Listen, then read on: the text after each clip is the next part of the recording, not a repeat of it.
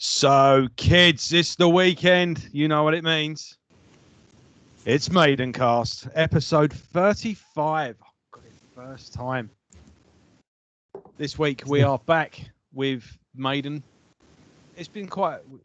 There's normally a big, long gap at this. Yeah, we've been a bit of a Maiden-arama, hasn't it, recently? But yeah. We have a bit of a gap after this one, though, don't we? Yes, we do. We've only had 1 week off with the Maiden lads so far. Still a 4-year gap between albums, though, funny enough. And only one album from this Maiden related being a Blaze Bayley album. It helped that Blaze was reinventing himself. Say that again, sorry. So it helped that Blaze was reinventing himself. That's why there's gone Maiden to Maiden, and it with only one Blaze in between. Normally it'd be about 27 Blaze albums. Because I just said, Blaze had a big gap as well. So, but anyway, here we are with the final frontier. I did get this again, popping out to HMV on my break at work. I was working in a different place this time, but it's more or less in the same area. This is the 2015 remaster, but it was put on CD in 2019, I think it was. All right. Pretty much the same on the inlay. Just this one's a digipack. The other one was a normal CD, dual but case. They call it dual case. Yeah. I prefer this though because the booklet is more or less like the dual case, and if you're a geek, it's zoomed in a bit more. This one backs off a bit, so you got a bit more of a background, and the sound isn't that much different. No, So, I wouldn't imagine. Yeah, 5 years, a remaster off originally recording 5 years isn't going to really do much. Bit of a weird concept this time round. Yeah, so it's the usual, isn't it? There's a concept. There's a concept, but there's not. And I think that's an underrated Eddie, to be fair. Yeah, but is it an Eddie? Because if you look in the artwork here, it's Eddie is mated with a intergalactic being. As you do. Yeah. So, is it or isn't it? I don't know. But yeah, it's an Eddie. But this is what came out on stage anyway. So we'll have to assume that's the Eddie. They actually recorded. They went back to. It was still done by Kevin Shirley, but they went back to the studio where they recorded "Peace of Mind." Yeah, in the Bahamas, wasn't it? Yeah, and they said it still had the same carpet or whatever, didn't they? Like same broken door. Yeah, 17 years later or whatever it was. No, 27 years later. 83, 2010. Learn to count. And is that it? Are we talking? Yeah, that's it. Yeah, it's just normally we have a bit of background on the me doing my maths recap. But no, I mean it's they went back there trying to recapture, recapture the magic from Peace of Mind. Don't get me started on that. But no, I mean is what it is. It sounds good. Definitely sounds better than Peace of Mind ever sounded. Put it that way. You going for it, mate? This is my birthday present. I got this glass box of these. So this is my last beer before we're back on the diet. I had 3 days off, and I had the best pasta I've ever tasted. But so you've had 3 cheat days, and I bet you still didn't do as many calories as The Rock does in one. Yeah, I've become a right nutrition nerd recently. I've been doing all sorts of research, and I can't. Yeah, it's such a minefield because you'll speak to one, it tells you a thing, but then again, I'm not bulking up, so yeah. I wouldn't mind some of those pancakes that he has, though. Yeah, they're beasts, aren't they? Yeah. But anyway, we digress. Anyway, this is the album that everyone shit themselves over, wasn't it? Well, this is Maiden's last album. They kind of started on Dance of Death, didn't it? I mean, I'm pretty sure but it might have even have been Matter of Life and Death. But I do remember one time I saw it was definitely at Earl's Court, right at the end, and I'm sure it was before they did Journeyman because they were all sitting down. And Bruce went, "This isn't the final tour. There will be another Maiden album." So when that started going around, it's like, yeah, well, we've heard this before. We've had, it's like the third album in a row now where they said it's going to be the last one. So it just comes from that comment that Steve said back in the day, didn't it? That he always imagined that the band would do 15 albums and call it a day. And of course, this is album 15. But everyone was like, oh. Yeah, but how old was he when he said that? You know? So he was about fucking 21, wasn't he? So just an arbitrary number, wasn't it? 15 was like a mountaintop back then. Yeah, that's it. Yeah, exactly. And he was what? How many albums had they had out at that point? Oh fucking hell, I don't know. I think exactly. You've only been doing 15 albums. Oh bloody hell, that's that'd be good little number. I mean, the Beatles did 12, so you know, 15 was just like 100 years away. Yeah. When he finally did it, got to it, it wasn't. Yeah, how could he have? Yeah, I'm going to stick to that. It's just 15's quite enough. Yeah, but no, people latched onto it. But if the rumours are to be believed, 17's not far away. If you read all that little treasure trail and breadcrumbs and all that people have been laying across the internet with old Belshazzar's feast and all that shit. You read into it? A little bit, but yeah, I mean, Bruce wearing a t-shirt and all that, and what people have found out, mate, I tell you, it's either the biggest fucking con ever or it's a new album. Yeah, I mean, did you see that fake artwork and track list going around a few years ago? Yeah, that's always been a thing. There's always been a fucking. I mean, the Majesty of Gaia apparently is the most commonly named Maiden album. It's always doing the rounds as a fake. But yeah, I mean, look. It'd be good if it was, you know. Well, yeah, because I'd like to be able to finish off Maidencast with a Maiden album. It would be, you know what I mean? I don't have to come out of retirement in 5 years. Yeah, I don't know. They've still got to finish off the Legacy of the Beast tour, and I can't see them touring. Mind you saying that, I don't know if you noticed when they announced with a new album. When they announced Download, it didn't have the Legacy of the Beast under the name. Did it not? No. So I think they've realised themselves that, look, we can't drag this out too long. We've got to get an album out. The album's been done, if you believe the rumours. Kevin Shirley recorded it fucking like last year before lockdown, you know. So it's been sitting now. Well, yeah, because the final leg of Legacy of the Beast would have been done and dusted last summer, wouldn't it? Yeah. So, but I think they've realised. I think they could even have dropped like one new song in the set. Yeah, exactly. Yeah. Well, they did that with Wildest Dreams, didn't they? Yeah. Well, they did it also with El Dorado. No, the Final Frontier tour started before the album was even out, wasn't it? Yeah, and that's why they only did one song. Yeah, but they did 2000 onwards, didn't they? They went everything new. Yeah. Which was cool. Yeah, and they previewed a song then, wasn't they? But that was actually the Final Frontier. Why did bands do that? That's another thing. Do you remember Megadeth? When we saw Megadeth on the Dystopia tour, and the album weren't even out yet. Yeah, and they only played one song, didn't they? They played like the shittiest song. Why didn't they do the title track?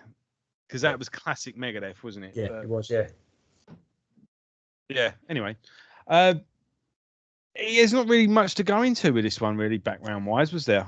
No, it was just a case of, you know, we've had a rest. We want to do a new album. Let's crack on. You know, no controversy, no spitting on flags or pissing off elderly members of the metal community. You know, it was just a case of they all went home, had tea and biscuits and wrote some songs. Yeah, yeah. About as far from rock and roll as you can get, really. Yeah, there was a pretty hefty tour in between, though, weren't there? We did the was this one where they recapped? They did Somewhere Back in Time, didn't they? Where they played Twickenham and all that. Yep. When was the one they did as well? Where they basically redid Seventh Son? Was that after? So that was before. Right. Yeah, that was Made in England, wasn't it? That was 2014 when they played Sonosphere and that. That's the one and only. That's only them two. Those are two of the only history shows I saw. I didn't see the first one. The first one only went to festivals, didn't it? Yeah, that's why I didn't see it. I can't see them selling out the O2 Arena, just doing material from the first four. Nah, But that's why, because I did Sonosphere, because Metallica they did a co-headline, didn't they? So we all went, and that was a fucking mad show. That they were on fire that day. It's when Bruce did the old triplane, the fighter display. Yeah, and that was crazy. Yeah, right. Let's get into it then. The strangest, really, when you got that album, I mean, you put it on. It was wow, what's going on here? Adrian Smith being let loose on fucking his drum machine and whatever. I was really disappointed actually when I found out it was a drum machine. I was thinking, fucking hell, Nico's on fire. Yeah, no, it was. He come out. He come out quite early and said it was just him fucking around, basically in his bedroom. Yeah. For lack of a better thing. So obviously, Satellite 15 is the Adrian Smith part of this because it's down as Smith Harris. But Satellite 15 is Adrian, and then obviously the Final Frontier is Steve Harris solo composition. So I mean, and this was quite a letdown live as well because live they've got their pattern, haven't they? You got Doctor comes on and everyone goes crazy, and like right, you're waiting for Doctor to finish, and then you know full well that the album opener's coming in. But then this started. Yeah. And it's like, oh fucking hell. It was such an anticlimax, and you had to watch a video as well, and it was all on video, wasn't it? That's it, yeah. And it took you like 2.5 minutes or whatever, no longer than that, 3 or 4 minutes before you actually got to the Final Frontier when Nico finally comes in with a snare hit, and you're actually into a song. Yeah, it was quite weird. It's a bit of a weird opening anyway, to be honest. I think this was too. I don't know. I think Satellites 15 should have been finished. I think they should have done something with it or made a different song. Yeah. But because I mean, Satellite 15 I don't like. I've actually, for my copy in the car, for my USB, I've actually trimmed it. Yeah. That's no longer there. It just comes straight in with the Final Frontier, which I think is a really great song. It's just a good old fashioned rock and roll song. Steve Harris with his back full with his fucking one line chorus repeating jobs. But it's just a nice simple song, it's almost like AC/DC in the way it's composed.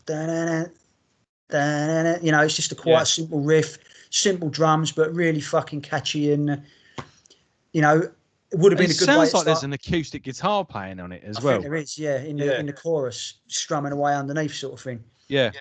But it would have been a really good way to start the album. But Satellite 15 sort of it fucks it up a bit. It's a bit of a failed experiment, isn't it? It is, especially the way the two songs are put together. It was a bit, what's going on here, sort of thing, and the gelling of them, it just doesn't quite work, does it? Yeah, I think it's supposed to tell the story because the lyrics to Final Frontier is also about like an astronaut or whoever, like a fighter, like a space pilot or whatever, who's been shot off and can't get back. I think the Satellite 15 part is the ship going fucking haywire or whatever, and him going through the wormhole like Buck Rogers or fucking John Crichton or whatever. If anyone remembers Farscape, but yeah, it's just like you say, failed experiment is the best way to sum it up. First part of it is a row. The song is really good, in my opinion, anyway. But it is a strange way to start the album. Yeah, I'm a little bit of the opposite, really. I thought, oh, they're doing something really off kilter now, and then, no. It's like, oh, we're getting experimental. We're going, think of how big step forward they took on X Factor, and then a massive step forward they took on Brave World, and how they messed about and tried all different, like diverse different things with Dance of Death, and then did that massive statement on Matter of Life and Death, and then oh wow, this is odd. This like and then and then straight normal Maiden. It's been like I suppose it's just not saying that. I don't think it's terrible. I just no. So I actually quite like the song. I really do like it, but I think they get more experimental. Well, not experimental, but they really go full on fucking prog in the back half of the album. Yeah. It sort of builds up. It's like normal Maiden, then it goes right. Fucking all bets are off now. Boom. Well, it's clearly in two parts, isn't it? This album, you can just tell the way that if you have all the songs lined up, just bang, the songs just go like from 5 minutes, 4 minutes, 9. Yeah, 7, 9, 8, 11. I don't think the way the normally Maiden albums flow pretty well. Well, X Factor aside, because obviously we've discussed that it could have done with a few few short, sharp bursts in there. Yeah. But I think they've backloaded this with all the long ones. They should have dotted them about. Yeah. And it Possibly. would have flown better. There's something about this album that always hasn't quite sat right with me, and that's what I'm hoping to look into on this episode. So yeah, this is an album I struggle with, must admit. Not a stinker in any way, but we'll get there when we go through the songs. But it is an album that I don't return to very often. You said it a couple of times, didn't you, in the Yeah. past? You were looking forward to seeing why you didn't. I was looking to think, oh, now I get it. Like, yeah, Dance of Death was a massive revelation for me. I was really like, bloody hell, I forgot how good this album was, and I discovered a load of gems that I had forgot about. And you know, where you do a whole week just examining the album. That's it. Yeah, you do uncover a lot of it's dusting off, you know, a load of, don't know, it's like going through a library and finding these you know. But I was hoping a few years off, and then but I did, in all fairness, but not as much as I'd like to have. But I say I don't take any pleasure from not liking an album. No, especially when it's the reason you're doing the series in the first place. Yeah, I found this when I bought the album, though. I was listening to it every day, and I was just sort of waiting for something to click. I was just sort of like, oh, that's interesting. Let's listen to it again. And then, you know, you have that first initial listens, and then and I just never quite clicked. I was always, I want to like this album more than I actually do. And I was listening to a review of the new Pestilence album the other day. The guys from Thralls of Metal, which is a really good channel. They're a lot more disciplined than me. They put out like a video every other day, and they got more subscribers as well. So I no doubt that if you're watching Nightmare Cabin, you don't watch Thralls of Metal. That's just fucking dumb. But I'm quoting them, so I'm going to name them. But they were reviewing the new Pestilence album, and it was the same sort of thing. He just went, I really wanted the new Pestilence album, and I've got one, and I'm glad I've got it. He went, but it scratched the Pestilence itch. He went, the problem is the itch came back 5 minutes later. It's like, it was like eating a McDonald's burger. It's like, it's all right now, but 10 minutes later, you're hungry again, you know? And he said, that was what it was. He's like, there's loads of good stuff going on, but at the end of it, I was just like, oh. Yeah. So I'd put it on again then, because I can't remember fuck all, you know? And that I was kind of like that with this. So anyway, crack on. I was never that bad with this. I mean, but for me, I didn't find any gems. What I loved on release day, I still love now. And what didn't strike me, it sort of made a bit more sense 10 years on, 11 years on, but there was no like you say with Dance of Death, it was like fucking hell. You know, but it very much, I knew the album. I knew there was no surprises for me. Yeah. All right. Well, let's go into next track, El Dorado. El Dorado, it's another strange song for Maiden for me. It's a Sol Smith Harris Dickinson composition. The old triple threat. You know what you're generally getting with them. Pretty good lyrics on this one. It's the story of El Dorado. Yeah, not the soap that was about a load of Brits that moved to Spain. Yeah. It's actually good because you can take these lyrics two ways. Like you say, it's a story of El Dorado. You know, my fucking forgive me if I'm getting my time periods wrong, but obviously the pyramids of gold and all the rest of it that everyone went looking for. But you can also apply it to the bankers. Yeah, exactly. Current day, because this was written around the time of the crash. Yeah, when the that's banks what it was. It was based on. It was with that.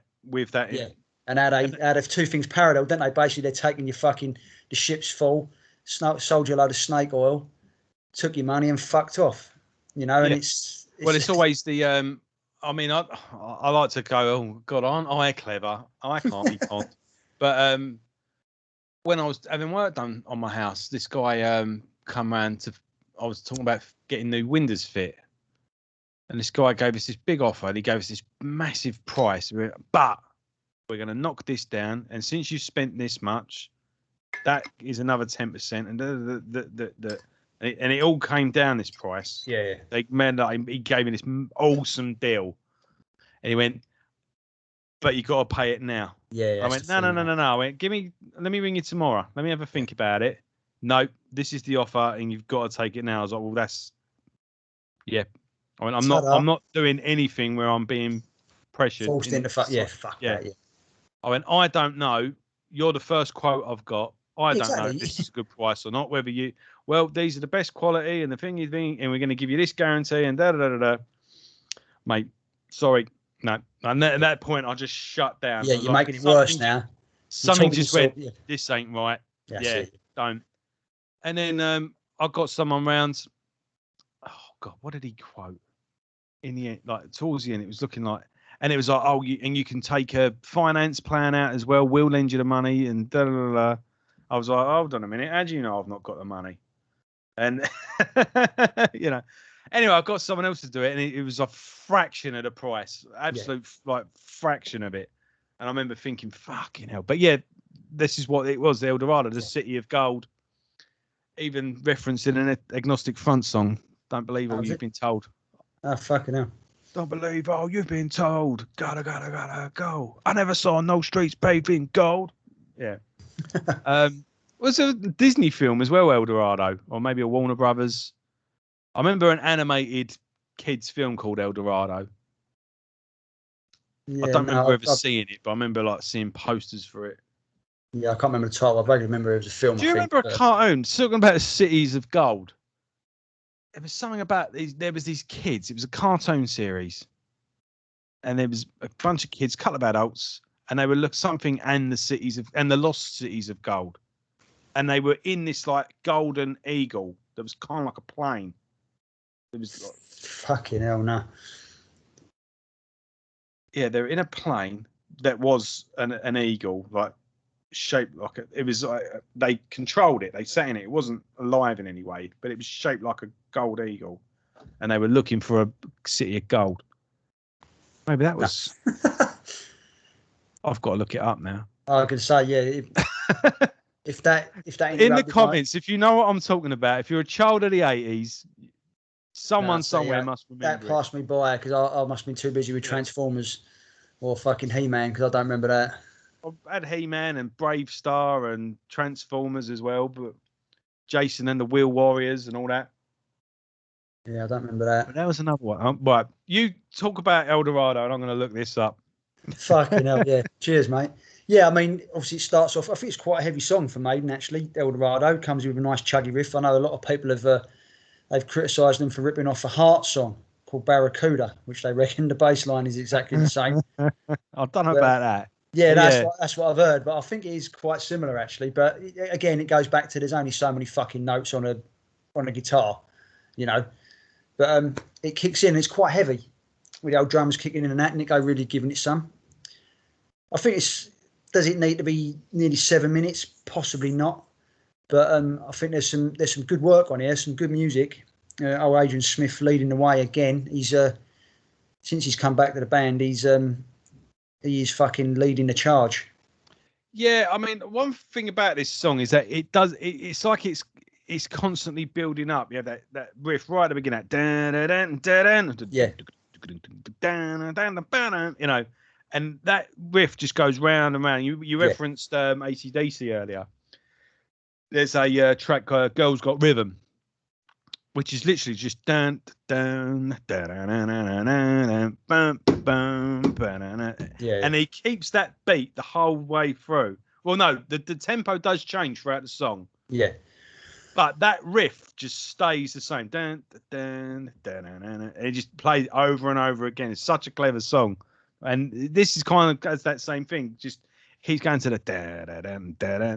So the music doesn't really change that much, but it just builds and then builds and builds until it sort of builds up to that chorus, I suppose. But even then, it's like the tension doesn't give up on this. you know. And I Yeah. suppose with that bit later on, that bam, ba, bam, bam, bam, ba, dun, Yeah, I think that's well good. That leads into the solo, which there is some blistering solo work on this song in particular, I thought. Well, it always is. Yeah. Yeah. But yeah, so it goes without saying. But I thought Nico plays his arse off on this track. One of the few tracks he actually it's weird for Nico on this. He's quite reserved on this album. I was gonna say actually, I don't ever have it. There wasn't any time on this album where I go like there wasn't a listen to that. As there has been the past few albums, Yeah. Nico's sort of fucking taking the ball by the horns. But I think this is Smith's album, for better or for worse. We'll get into that later. Well, you say it's Smith's album, but Well, Harris is a writing. Steve's written on every. Yeah. Steve's on every track, isn't he? But Yeah. I think it's with Steve. You know what you're getting. I think Adrian has, since he's come back, and especially since Dance of Death, where he's like, hang about, I can write a 9-minute jobby. You never know what you're going to get from him. You're either going to get your hit singles, or you're going to get this fucking dynamic, epic, fucking proggy, fucking journey, and you never know where it's coming from anymore. Which I think is great because it adds a whole new string to his bow. Well, I think one thing I always associate with Smith is hooks. He does know. Oh yeah, they're catchier than crabs, aren't they? Some of his riffs and some of his melodies and that. And the melody as well. His solo will always be a melodic solo, whilst Murray or Gers would just tearing the fretboard up, aren't they? Especially Yannick. He likes the I suppose the Kerry King style of soloing is But no, I like the song. Although there's nothing like Kerry King, but you know what I mean when I say Kerry King. Yeah, I know exactly what you mean. Yeah, it's the other end of the scale, and it just yeah, that's it. Like he doesn't even know what he recorded on Rain in Blood to this day. Just... But it's this was weird artwork for the single, wasn't it? It was like a comic book type thing. Don't know if you recall it. T-shirts as well that time. Yeah, they were. All, I've got the live album in Vivo. Yeah, and it's picture disc, and it's all of that comic book art as well. So, yeah. No, I do like the track. I think it's a really good song. It's quite, like I say, it's one of Maiden's heavier songs. Mm-hmm. And I love the lyrics. I think whenever you see Dickinson's name right at the very end, you know he wrote the lyrics. And I do like his lyrics in this. I think it's almost like he's straining on the chorus. Bit of a weird one, whether it was deliberately or whether he did shoot above his means or what. Cause, maybe. I mean, he's not. Because what we do notice with Maiden now is where they're recording live, there's mistakes in there.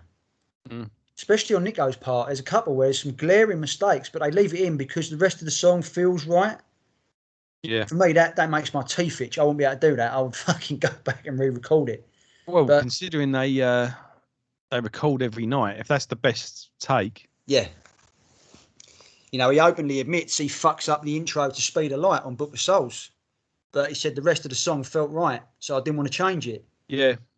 But then again, if you do go correct it, someone always points it out. And yeah. I mean, if you take this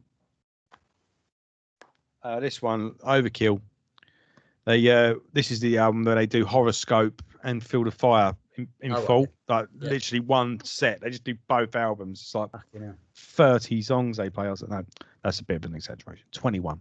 But yeah, the audio fine, and then on the Blu-ray it comes up in subtitles. This is where we fuck it up. On the audio we fixed it. Yeah. But we can't do that here. Yeah. And then it's like 3, 2, 1, and you see Bobby go. and then the other one, they all just look at each other and like, and then they just carry on, and then he sort of goes 1, 2, 3, 4, and then they fall back into the song, and then Bobby just pisses himself laughing, and I love it when he falls apart like, and then he goes, I don't know what the hell happened. No, I love that shit because it makes you realise that they are human. Yeah, yeah. Always exactly. fucking. I mean, look, fucking hell, if you can't do it. It's live music, isn't it? You know, it's brings me back to fucking Alter Bridge at Wembley Arena. I think I've told you this story. First time I saw them, They played a fucking blinding show, played like an hour, fucking 10-minute set. They were on fire. Come out for the encore, and they were playing "Slip to the Void," which is the first track the track that opens their third album, and it's a nice sort of picked, moody, mellow intro. And obviously, then Miles will come in after about a minute, and he'll start singing. And he walked out. They were all on the stage, and he's holding the mic, ready for it to come in. And you see him. You see his face literally go blank because he missed the cue and completely forgot where he was. And he's looking over at Tremonti, and he's like, fucking like deer caught in the headlights. And everyone knew he fucked it up, and all the crowd are like, shit, what's going to happen? But they managed to obviously style it out, and he's like, then he comes in just 4 bars later. Yeah. But afterwards, he apologised, said, I really fucked that up, I'm so sorry. But it's so good. Because anyone who's played live music has fucked up something in their life. I mean, fucking hell, amount of bollocks I've dropped. And it's just refreshing to know that the people you put on a pedestal, yeah, I mean, there's that great video where Kerry King kept fucking up an intro. Yes. Like even he goes like, oh yeah, he couldn't get it, could he? It's like a right moody one, wasn't it? It was like it was, yes, dark skin mask, and then it's like, and then he tries it again. He's like, it's right, I'm telling you. Yeah. And then in the end, he goes, fucking just play it, and then just goes to the heavy. Yeah, brilliant. I fucking love that shit, mate. I love it. Yeah, there you go. Makes us feel better, doesn't it? It does. Yeah, I mean, what's your thoughts on Dorado? You digging it? Yeah, it's a good little rocker. Very unusual for Maiden. Yeah, I can take it or leave it, to be honest. And that's the fucking painful thing about this album. It's not that it would be so much better if I just hated it, because then we could have a bit of I could have a bit of a rant, and we could have a bit of fun with it. Forth, yeah. But you're just like, whatever. It's just, it's very, all right, and this is what I'm like with it all the way through it. Just none of it really hits me. It's frustrating because everything's there, but I've got more of a concluding thought later on, which I'll get to later. But no, it's cool. It's a cool song, but that's it. As soon as it's over, Right, Mother of Mercy. This is my personal favourite of the triple threat. Maiden always start an album with a triple threat, and this is a banger for me. This is an awesome song. I've always liked this song. Mate. I was gutted when they didn't play it live. Yeah, I was. It's an absolute beast of a tune, and I mean, it's a proper stomper. And what I love more than anything, obviously, you got your quiet intro and all the rest of it. And which is, Maiden do their quiet intros now. I mean, this is another Smith and Harris. It's again the opposite side of Adrian Smith. I mean, he's bringing them out, but he's got the picked, the mellow intro with Bruce singing some really good lyrics written by Steve actually. And then when it kicks in, I'm a soldier of war. And I knew that bit was coming, but what I didn't know was coming was the melody that I can only assume Adrian is playing underneath after the fourth go round. Oh, fucking hell. So good. Because it's something normally Maiden of old would have just carried on with the like Fortunes of War. They would have not filled that gap with anything. But this time Adrian's fucking like, no, I've got some fucking melodies I can do under this. And it's a mind blower. It just feels like it's like a main riff, but he's just used it as a little like a tail. Then, it is a tail. But then he brings it in when Bruce kicks in with a verse. You can hear it underneath as well, just subtly. Yeah, and it's fucking brilliant. But this is a good stomper, man, and I love going through it. I mean, it's a fairly simple song. It's just rinse and repeat, but it's so good. And I love what Nico does at the end when he double times it. Yeah. It's like, well, fuck, it's one of the times when Nico does come out of his shell on this album and really, I'm going to smash the fuck out of this. We're going to take it home. And it's 5 minutes, 20 seconds of fucking perfection. And yeah, like you, when he didn't make the live set, it was like... Yeah. And I can't believe they played The Talisman and not this. It's just, who was in that meeting? Yeah. No, I think it's a great song. I'll even throw it in early and say this is my favourite song on the album. It's a banger. One another one coming up that maybe matches it.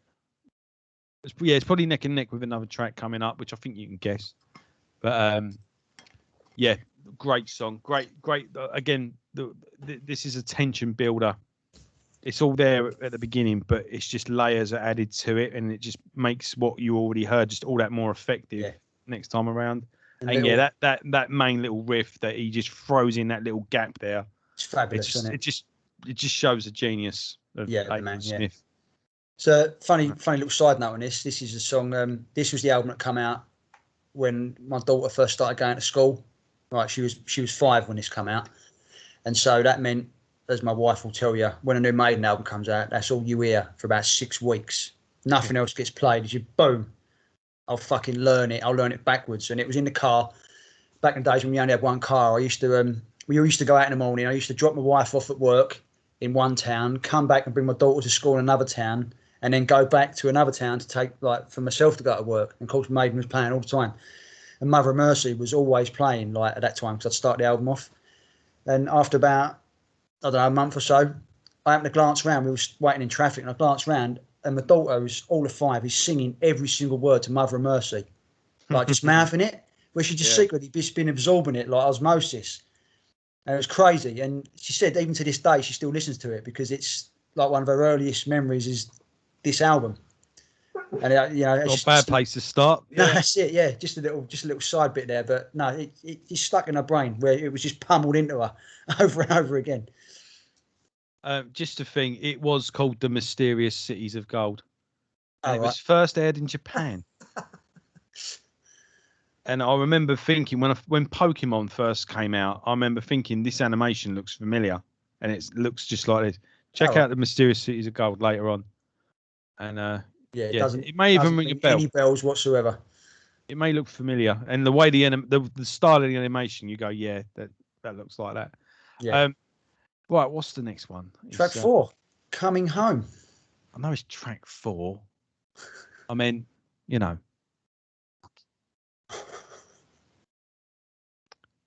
You're like my wife. Done. I open up the fridge and I go, what was this then? She goes, oh, dinner. Well, I know that, don't I? What is it? Yeah. Coming Home, you wanker. Yeah. Coming home. Yeah. Yeah. Obviously, right. This is the... This has come to be the usual Maiden power ballad. We never used to get them, and now you've had one. You get one album since Journeyman. You've had. It's a ballad, or yeah, it's a very I'd say sentimental song, but yeah. Not a bad. It's a power ballad. Obviously, still heavy, but it's got the mellow verses in that. I do like the main riff. It's the off-time riff. It's one actually. It's personal lyrics as well, isn't it? Yeah, for Brucey. I mean, it's all about obviously the flying, isn't it, and the piloting and that. So he's obviously wrote these lyrics, himself, as you can see. There is a feeling, isn't there? Even if you've just been on holiday or if you've been away for an extended time, there is that landing, isn't there? There's a certain feeling you get. I remember you saying once when you're driving home from Scotland, that like 12-hour drive or whatever ridiculous length of time it is, and just seeing Queen Elizabeth Bridge. Right. We've made it. There is that feeling, isn't there? Yeah. And I suppose that is a pretty good thing. Yeah, I've pretty much flown all around the world, and I've flown it. I've not been a passenger. Yeah, that's it. Exactly. And there must be a good little thing of. That must be a thing as well. Yeah, like you say, you see that bridge that's near you, or seeing your house coming up on the horizon. What's it like seeing your country? Yeah, because you've got to be able to make out the lines of it. Yeah. You've got to be able to make out the shape of it or whatever. Yeah. It's crazy. But yeah, like you say, it's and Coming Home it's some great lyrics actually. It really, I remember them playing it live and it was fucking yes, come on. It was. But say I do like the main riff. It's like dun, dun, dun, and it's almost Megadeth in its execution. Yeah. Yeah, I never thought I'd compare the two really, but it's very much a Megadeth riff, and obviously Adrian Smith, the driving force again. It's 4 in a row where he's been the major songwriter.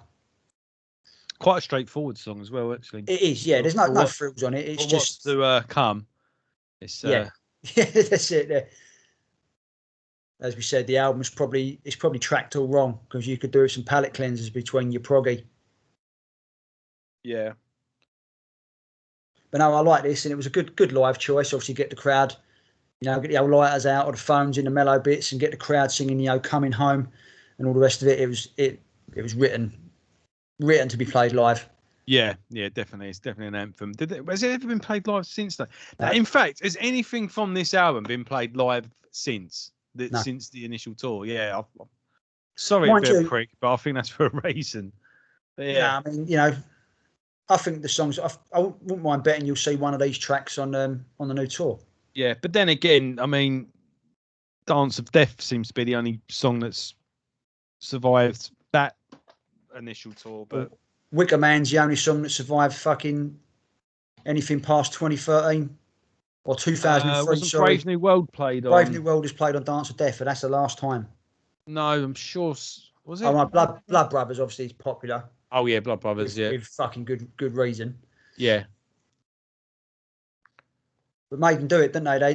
They go back to their favourites rather than doing what Metallica do, where they'll have a core set, but there's always 5 or 6 songs that'll change every night, and you never quite. They'll pick from the same pool. You'll notice on Metallica set lists over the course of 5 gigs, they'll play all the songs, but just in different order or whatever. Yeah. And I just fucking wish Maiden would do that. Just right, you know what? Let's fucking right up. Let's throw in Starblind, or let's throw in fucking Fallen Angel, or just to fuck with people's brains rather than going right. We know the set list, as good as it's going to be, as well executed as it's going to be, as brilliant as it's going to be. We know it. Yeah, that is, and that's the thing.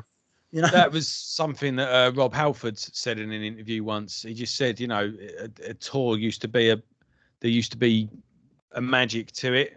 Once that curtain dropped and you had that show, and that was your show.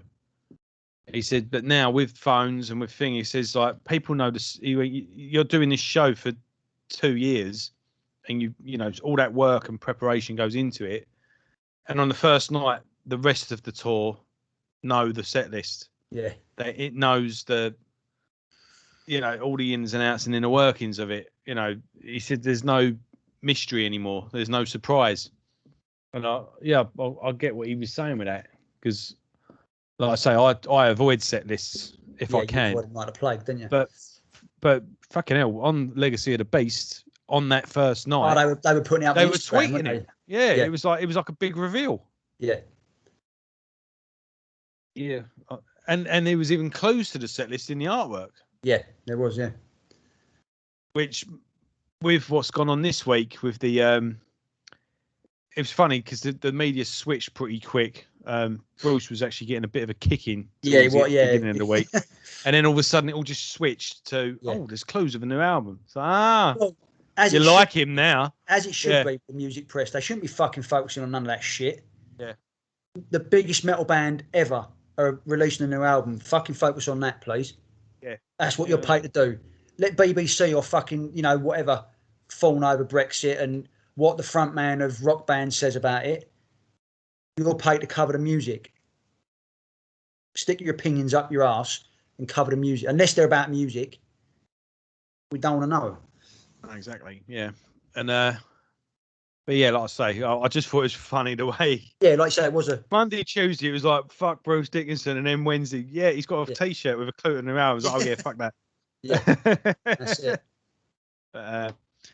Anyway, moving on. The Alchemist. No, what I was saying. Sorry, I was making a point there. There was hidden clues in the artwork for that set list. Yeah, all over the stained glass windows and all that.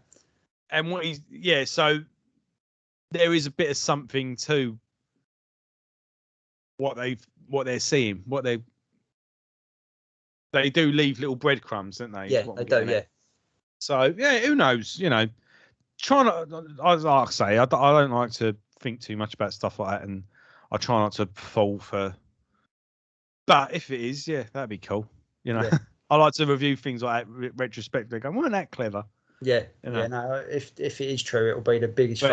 What he said, he went, I can't say too much, but it's right in front. It's right in front, yeah. Yeah, that's it. Yeah. But is that a festival or a? There's any? Because people Well, said people googled what was on the t-shirt. And yeah, couldn't find anything. it purports to be a band, like a poor black metal band or whatever.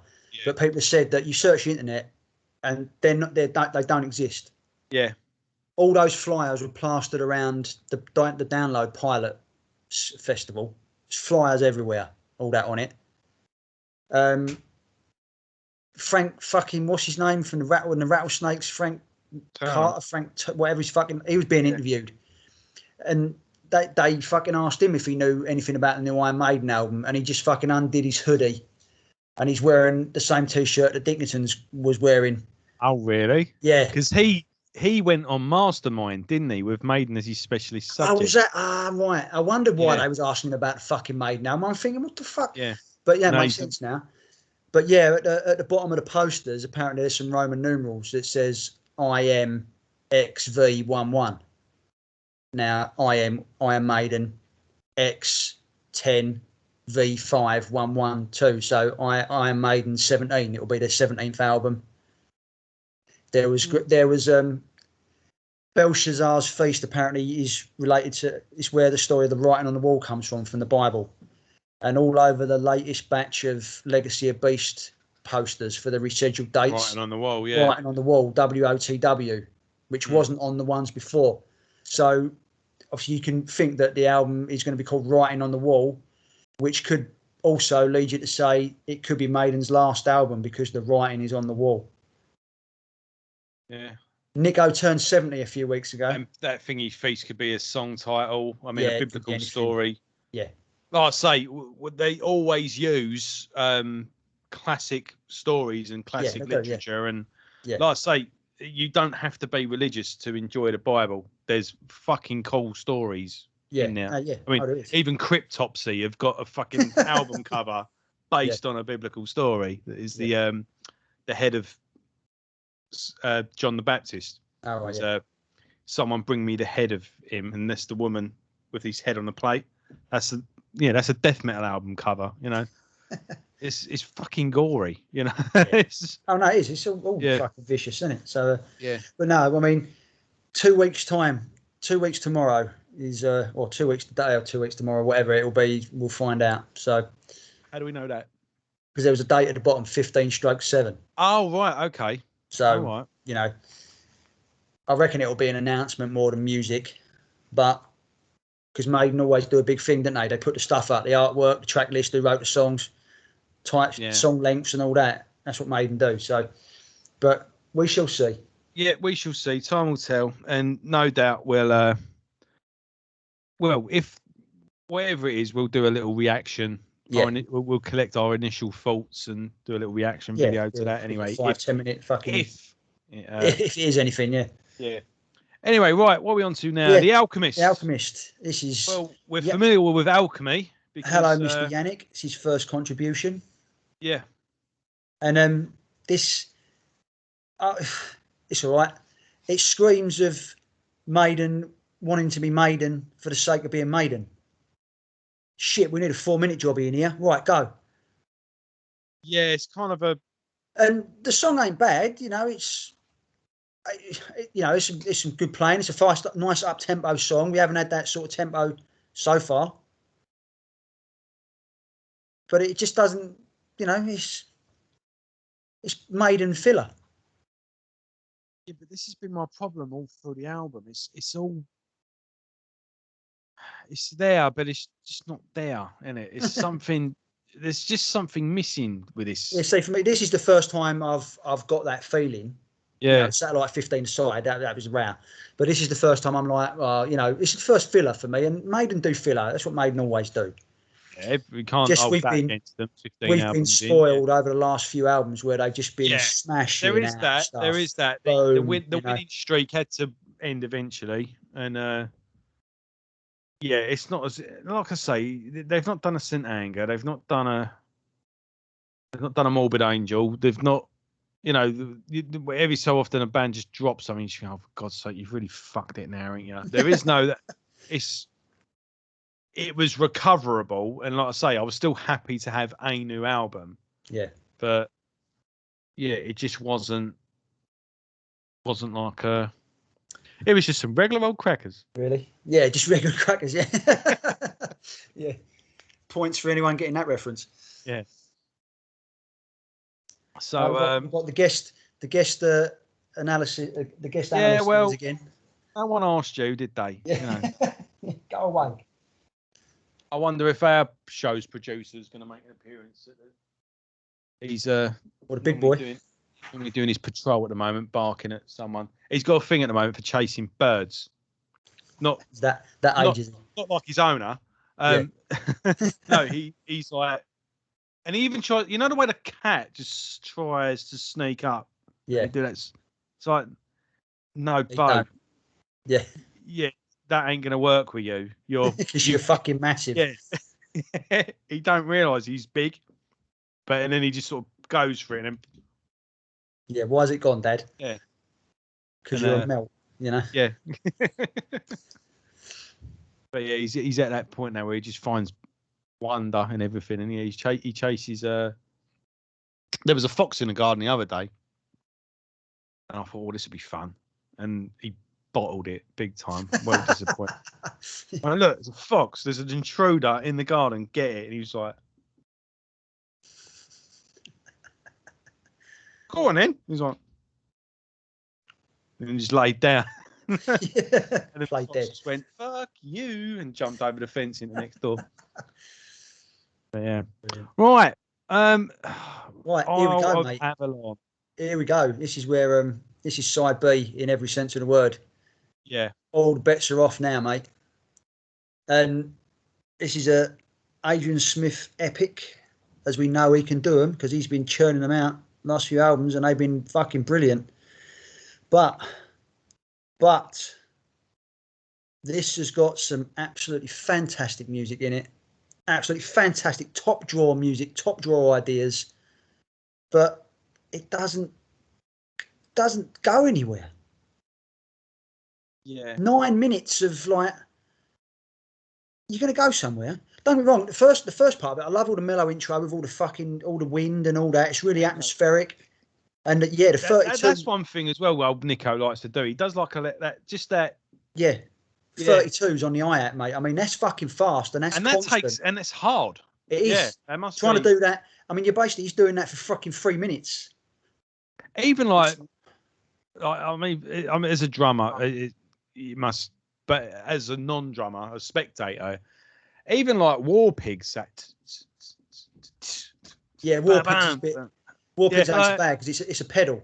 Yeah, so it's only your foot, and the little thing is the hand, so that's not so bad. But with Nico, he does it in the Seventh Son interlude as well, the 16ths, and that takes concentration because your arms get fucking tired.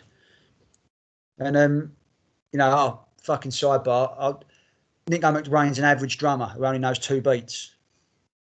Oh fucking hell! Yeah, I saw that and I thought, oh god, you might as well be slagging his dad off. Yeah, it's like, fuck off, you know. Those fucking lists, though. Now, again, I love my drummers. I admire drummers the same way I admire like sportsmen.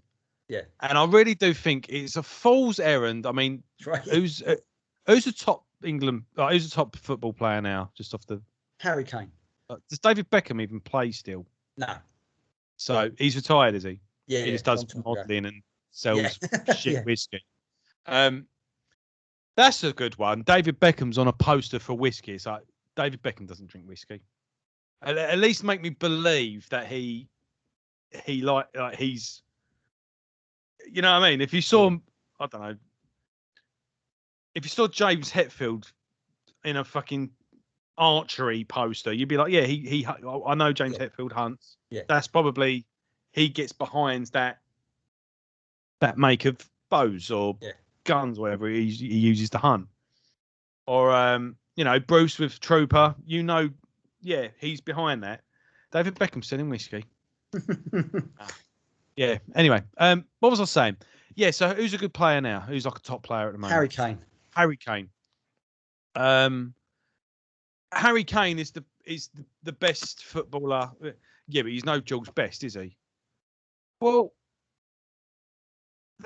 George Best was playing in the fucking 60s. How can you compare Yeah. All right, well, he's no Paul Gascoigne. Yeah, but Paul Gascoigne, like, Yeah. the way people like match drummers nowadays, it's like, Yeah. well, you would never do that with any other. No, that's it. Yeah. And I thought I did. It was a list, wasn't it, that you commented on, and I remember then going, well, no. Because they had Dave Lombardo as as the best drummer, best metal drummer, and Gene Hoglan was nowhere to be seen. And I'm like, yeah, but what's Dave Lombardo done lately? This is the problem. Like, it was always Dave Lombardo's come back to Slayer, so therefore everything's right in the world. And it was like, it was two of the most average albums ever. Phoned in.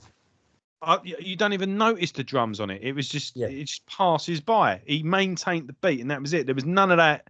Yeah, you know, you can drum along, like you air drum to those first 5 albums. Yeah, there was none of that on those 2 albums. So yeah, he did some pretty good stuff with Phantomus. Okay, he did. Yeah, obviously the Gathering. With Gathering, which was How long ago was that? What's he doing? He's in Suicidal Tendencies. I've not heard it. No, they don't, do they? You know, he's a hired gun now, but so yes, Dave Lombardo is a standard setter. He did drumming that set the standard for drumming going forward. But is he still the best drummer now? Like, come on. Yeah, no. Yeah. And why is Yeah, exactly. And the guy from Gojira, I mean, he's a fucking good. No, I've always said Gojira is what happened. Is J.J. Abrams making a Morbid Angel album?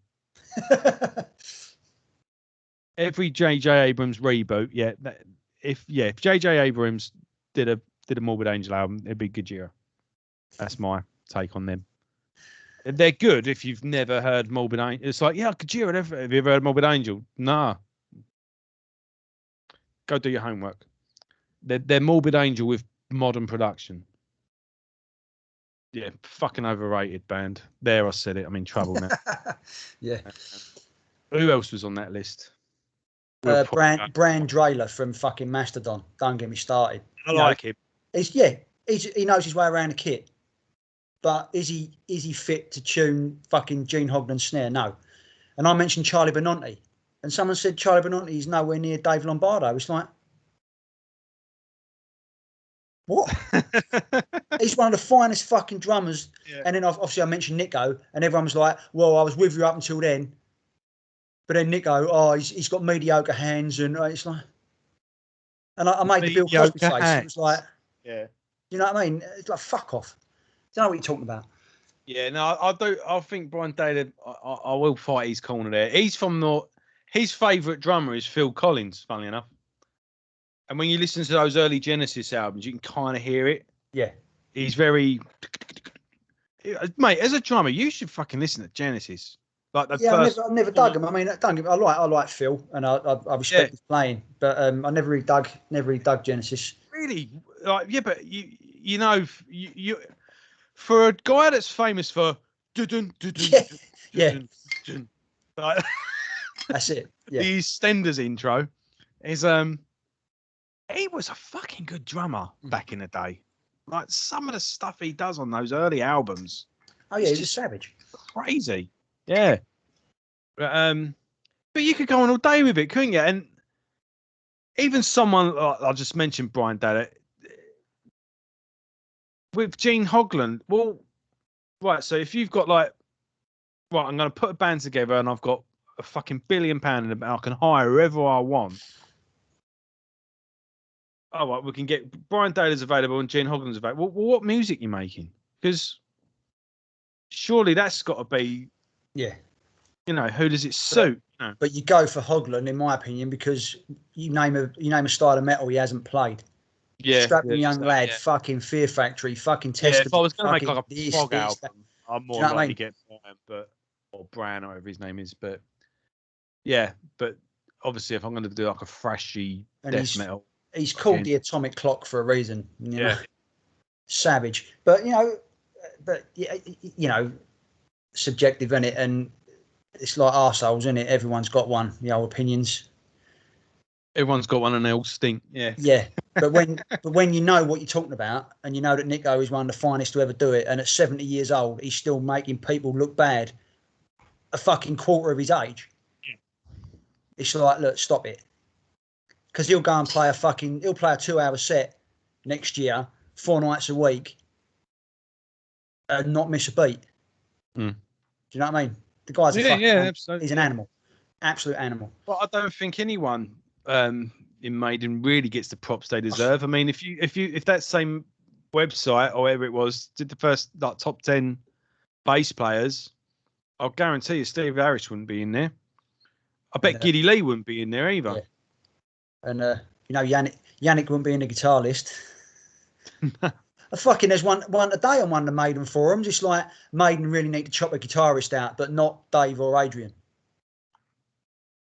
Go home. The geezer got lit up. He got lit on fire. People were like, "Oh look, mate, do one." Yeah. Just fucking do one. But it's like, stop it, for fuck's sake. Anyway, we've. Mate, I was on with Percy last night. It took us an hour and a half to review a 28-minute album. we just fucking kept going off like just total tangents, yeah. Yeah. But yeah, Isle of Avalon. We're talking about Nico's brilliance on the 32s, but it's just 9 minutes. I mean, the first third of it is brilliant with the eerie atmosphere and all the rest of it, and the last third of it, where it that's brilliant as well. Fantastic little jam in the middle. Oh no, that's the bit that loses me. No, I like that. Oh mate, when it goes all jazzy, it's like, oh stop, and that's what kills it for me. No, well, it reminded me of something like Gary Moore would have done, or even fucking hell, I'd even say Rory Gallagher. Oh, it's proper bluesy, but it don't fit the song. It's almost like they were putting ideas together and just thought, fuck it, here we go, bit of plasticine done. I love that.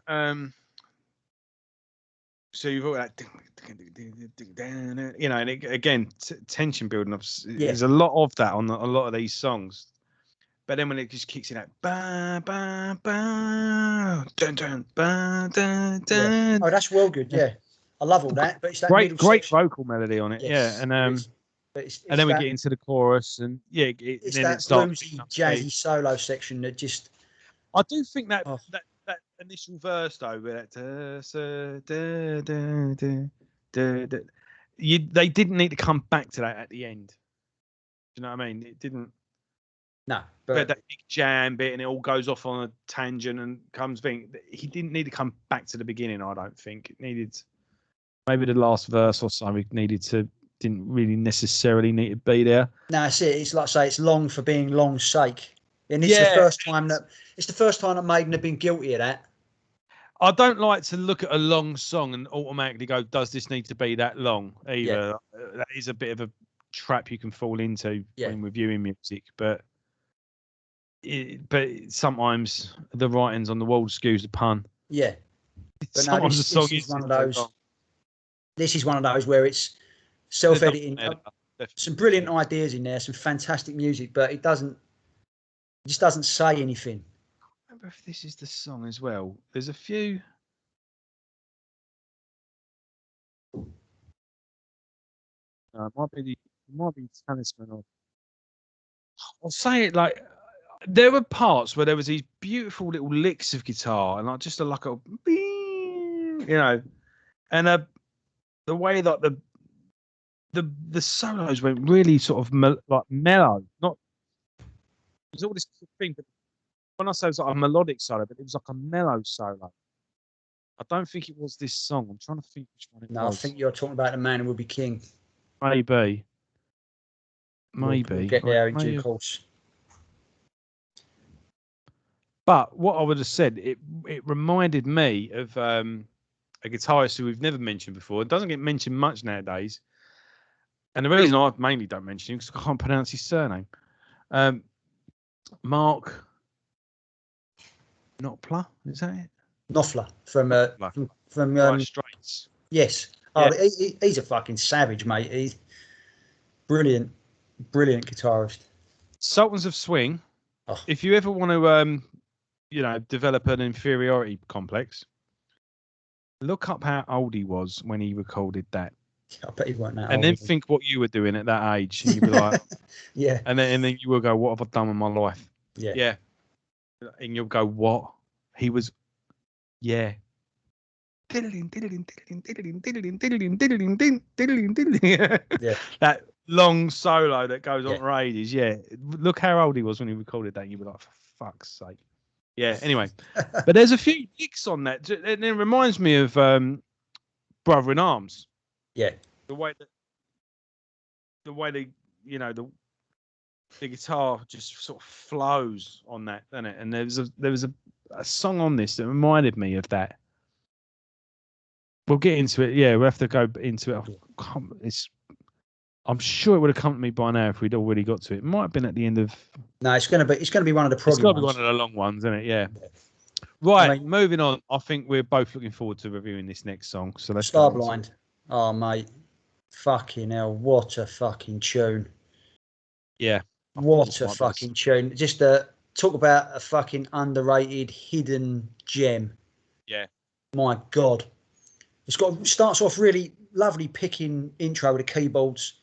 Really awkward lyric vocal line because Bruce is trying to, because it's quite an off time bit of music. Bruce is trying to fucking work the words in. Odd time drum pattern as well on this one. You should Oh, practice this song and see. You'll probably see what I mean. Yeah, the drum. To be fair, the drums ain't that off time. It's the riff that's off time. It's quite a weird. Okay, one. I'll take your word on that one. Yeah, I don't. Yeah, no, to be fair, it's quite a simple drum beat actually, but it suits. It's because the guitar riff is all fucked up. It's so far out of time, but it's such a fucking brilliant. And the chorus is great, and there's so many different lead bits underneath and moving up and in and out and round the fucking earphones and all that. It's such an obscure. Yeah, I think this is the one I'm talking about. Yeah, it's such an obscure track. It's fucking one of Maiden's very best, and most people couldn't even tell you what it's called. But you get this brilliant fucking bit, you know, and in about 4.5 minutes, it just starts to cut loose a bit. And then all of a sudden, when the clock ticks over to 1 second past 5 minutes, fucking hell, metal is the only way to describe it, mate. You know the bit I'm talking about, don't you? Yeah, I know exactly what. Oh, fucking hell! And then it goes round again, and then when Nico comes in with a beat, and that is offbeat that time. Oh, fucking hell, which is so good. And then when that plays out, it goes all mellow again. But it all just comes together. That yeah, bam, bam, bam, oh, so good. Yeah. And then when it goes through that fucking absolutely brilliant section, it sort of bottoms out, and he starts picking again, and then you get this piece of blues lead playing. The solo's beautiful. Yeah. You literally are floating in space on that. Yeah, it actually feels like so something that Eric Clapton would have looked at. Space and gone, opera. Hell, yeah, like, you know, it's such a bluesy masterpiece. He's got Adrian Smith written all over it, and I think he's the first name on the song sheet. But even then, that even as it comes to sort of like a climax, and there's a bit of keyboards underneath it. Yeah. But even then, that awesome little riff, that yeah, it's just like fucking hell, stop it. Yeah, it's just please play this song live, isn't it? You know, it's just so good. Yeah, one of the very best songs they've done. We're going to have to put together a set list of songs they haven't played that they should play. Yeah, should email the fan club. Yeah, and say, look, oi, get them to play this. Look, we demand. Yeah, the Maidencast boys are not going to go to the next London show unless you play this set list. Yeah, yeah. And we'll take. That's 2 tickets. Yeah. That's it. Yeah. Can you really afford? Yeah, exactly. It ain't just 2 tickets, is it? It's fucking 2 families. Yeah, well, yeah. We take that's a fucking family holiday. That is, The amount of money I spent, I could have gone on fucking holiday. Fucking hell, yeah. Because you have to buy 6 t-shirts because of all the different Eddies. Yeah, well, my boy, he gets a cap as well.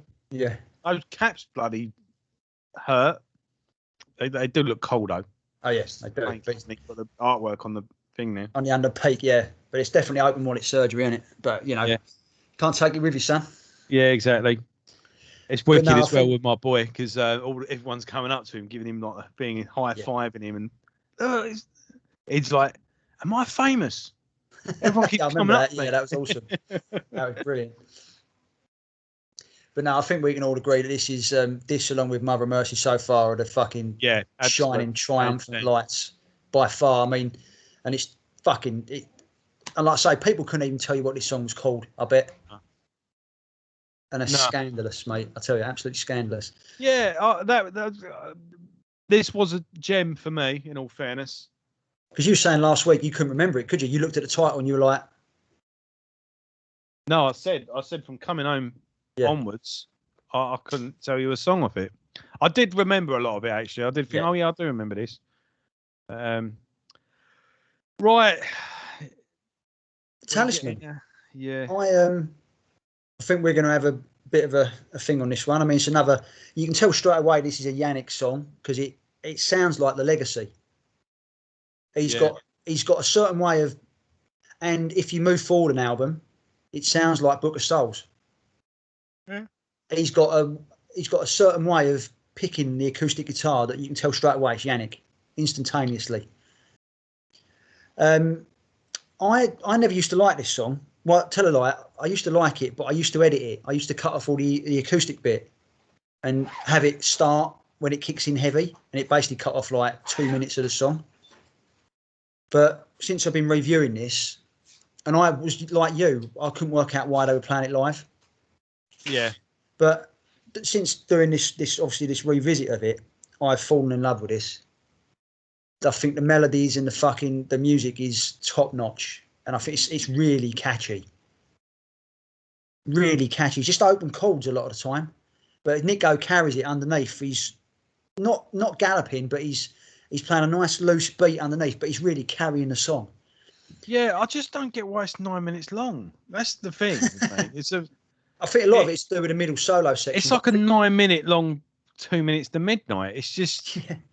See, for me, this song doesn't feel that long. I mean, you get the intro out of the way, and the song actually flows by. Yeah, a good chunk of it is the intro again. So, yeah, they do love an intro, don't they?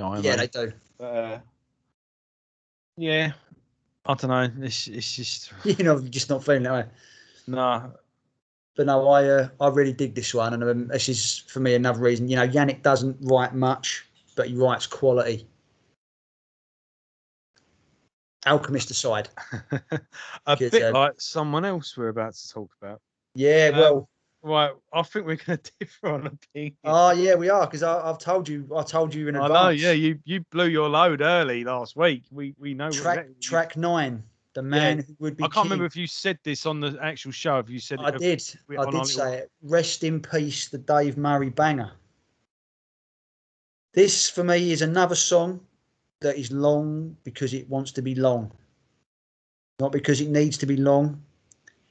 Do you think Ari Harris has got a lot to do with this stuff? Yes, because as we know from reading the stuff, when Yannick and Dave go to him, they don't go to him with songs. They go to him with like riffs or melodies or sections, and he sort of puts them together.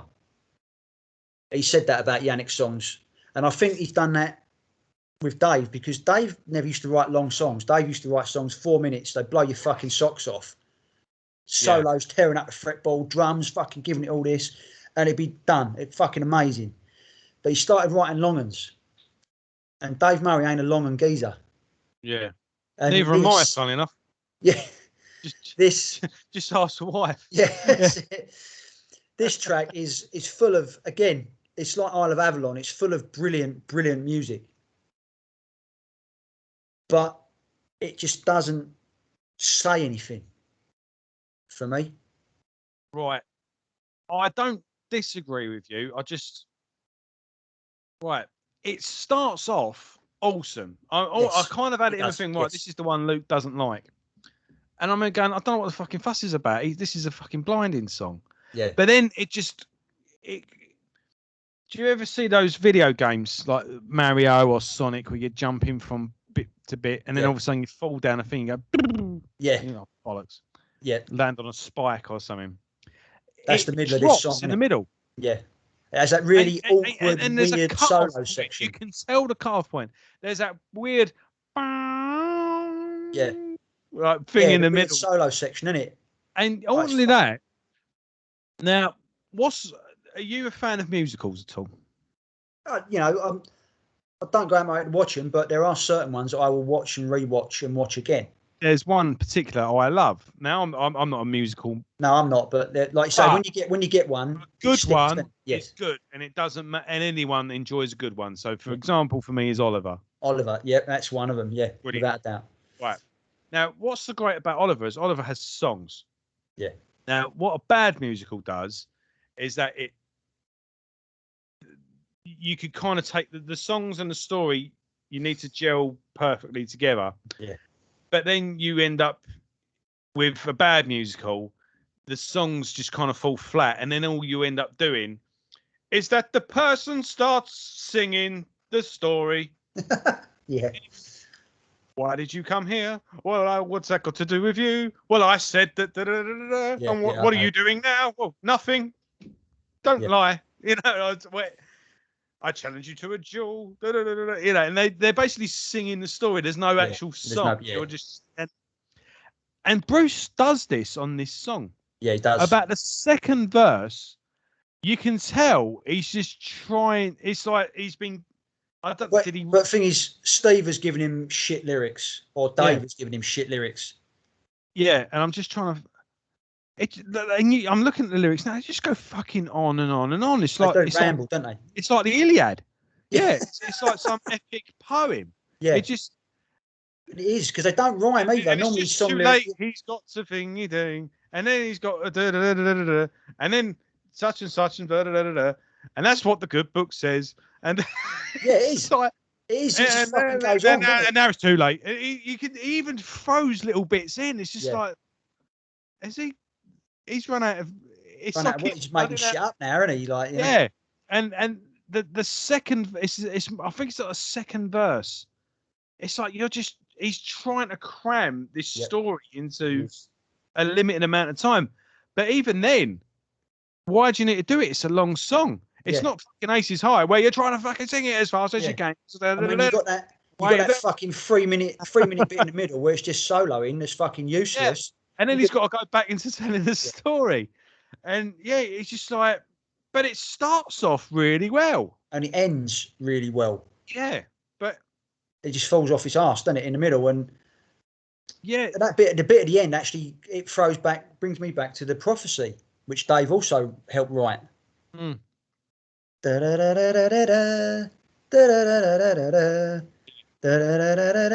know, like I say, it's brilliant music, but just that middle section, it just fucking destroys it. It's like 3 or 4 minutes. You could literally just fucking put into the computer, chop, delete, put together. Yeah, but what's Kevin Shirley doing during all this? Yeah, but again, he's probably the same as Rod Smallwood was. The band are the band. They know what they're doing. I'm here to make the band sound good. They write their shit. There's enough of them to do it. That's what Rod was like. He said, I don't write the songs. I don't put this input in. That's what they do. I think Rod has more input into songwriting than Kevin Shirley does. Yeah, but surely, guys, this ain't needed.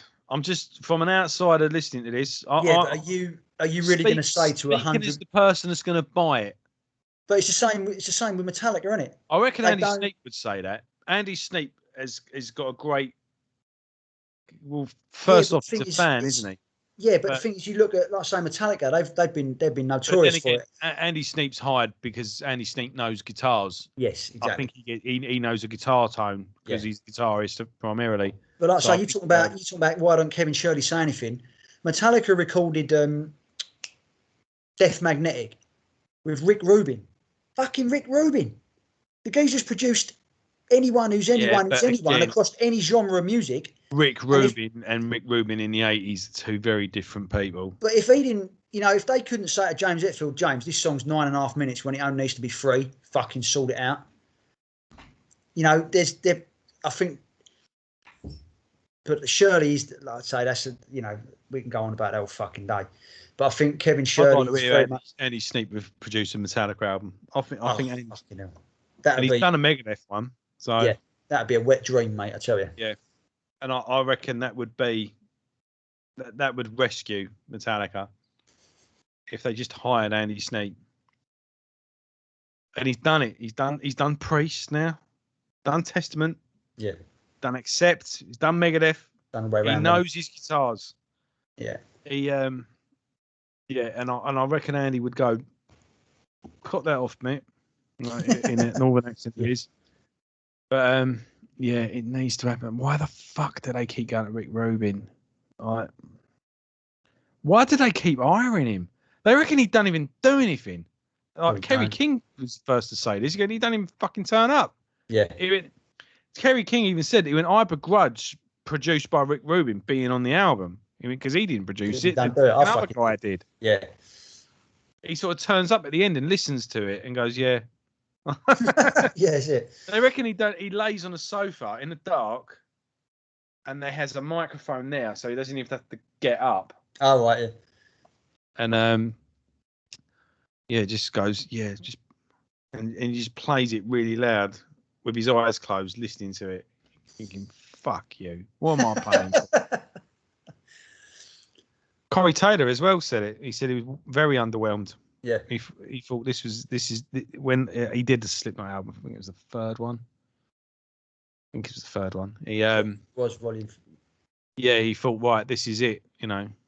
And he was just like, he felt like fucking Charlie at the end of Willy Wonka, you know. It was just like, oh, is this it? Yeah. Yeah. But anyway, right. So what we got? Yeah, one song left. So we rest in peace to Dave Murray Banger. Are you? No, I've still got faith in Dave. I don't think what was wrong with this song was Dave's fault. I think it was Harris, yeah. Yeah, I think it's Harry. Harry fucked it up. He fucked it up. He always does. Right, I can get on board with that. He's the key to their success, but he's also their own worst enemy at times, isn't he? Yeah, he is the band's own worst enemy at times. Yeah, definitely. I can get on board with that. Yeah. So perhaps I was a bit hasty. Dave Murray Banger could yet be resurrected. I've got faith in Dave. I think we're going to fall out on this next one now. Go on. When the wild wind blows. Because you've already said you've already alluded to it last week. Whereas I'm with Nico McBrain. I think this is possibly, better than Hello by Thy Name. The greatest song that Steve Harris has ever written. And you fucking Nico said it, mate. You fucking do this all the time, Luke. You've got. Nico said it, mate. He said, aside from Rhyme of the Ancient Mariner, this is the greatest thing you've ever written. So. No, but this is the thing with you. You go to the top shelf. But when you're talking about quality, fair enough, it might be thing, but when you're talking about quality like this, mate, this is 11 minutes of some of the finest music that Steve Harris has ever committed to tape. Is it though? I mean, yes, it's all right, but it was fucking amazing then. It's amazing now. It still sends shivers up my spine, and live, it fucking blew the roof off the O2. It was a centerpiece of the show, if you remember. Yeah, on that tour. And it's a work of art, mate. Absolute work of art. No, I don't know. It's a heavy metal nursery rhyme. The way it's composed and all that, it's really like free. The introduction. I like the song. It's not I don't like it. Yeah. No, you just didn't rate it compared to his other epics, did you? I just don't think, it's the greatest thing that's... No. Calm down. I'll tell that to Nico. Oh, I'll say it to fucking Nico. Yeah, sure you will. But no, this is... I cannot get over the brilliance of this, the music. It's just out of the very top drawer. The melodies, the fucking lyrics, the way he's constructed the song. The solos, I mean, I know he didn't write the solos, but... Not so much Yannick's, because Yannick's is the heavy solo at the end. Adrian does the first one, and that's just fucking mesmeric. And then Dave takes the second one, where he just like we were talking about earlier, whereas Adrian will think the solo out. Dave Murray just fucking tears the fretboard to pieces. And he does it with this. He grabs hold of the fucking whammy bar, and he just doesn't let go. and it fucking shivers up my spine. And what a perfect way to end an imperfect album for me. Yeah, I don't know. I just found it. It just never did much for me. That's been your face for the last pretty much 76 minutes, though, isn't it? Have you been listening through it? It's. I don't. Even when it came out, it was like, oh yeah, what an epic at the end. It's like, is it? I like it. I like it. I like it. You know, it's all right to play, but I'm not like. There's better stuff on Matter of Life and Death. There's better stuff on the last 3 albums.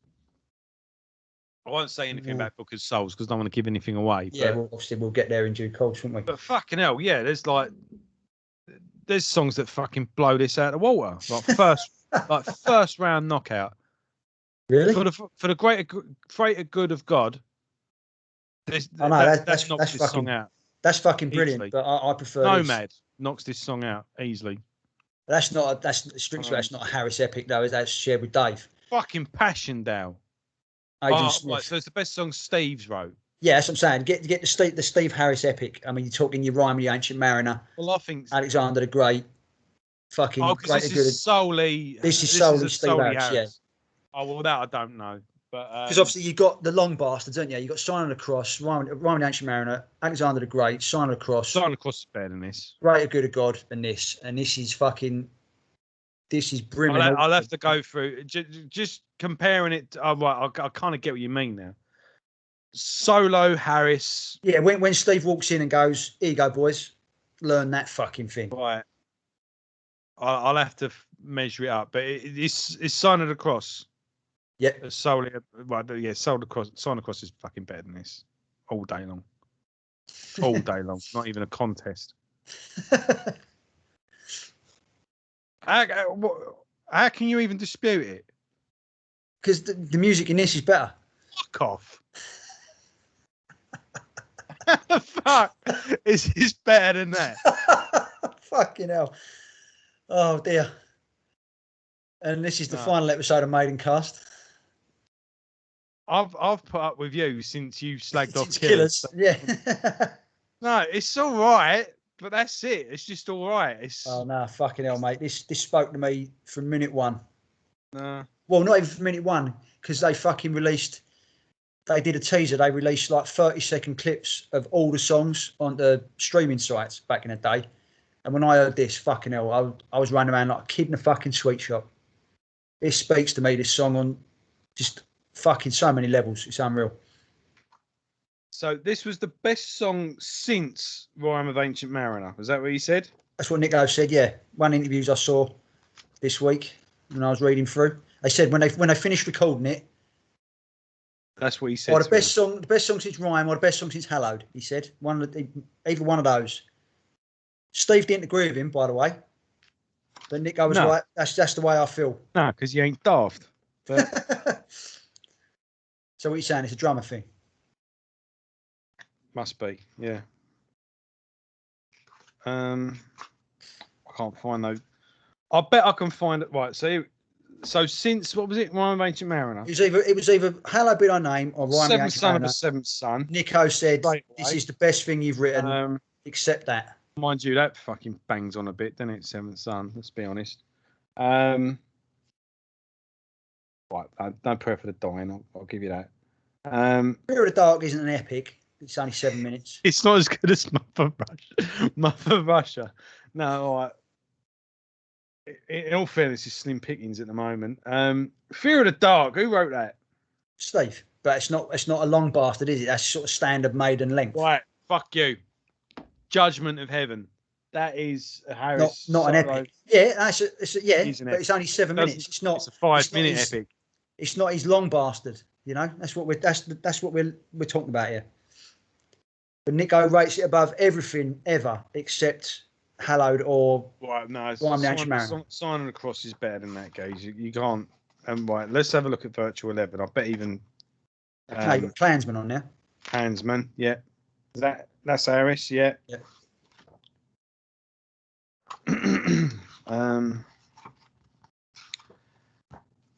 Oh, I can't do this all day, but he yeah. he didn't do a solo one on. He didn't do a long bastard on Brave New World. Nico had a beer that day. We'll just put it down to that. I'm just echoing the statement, mate.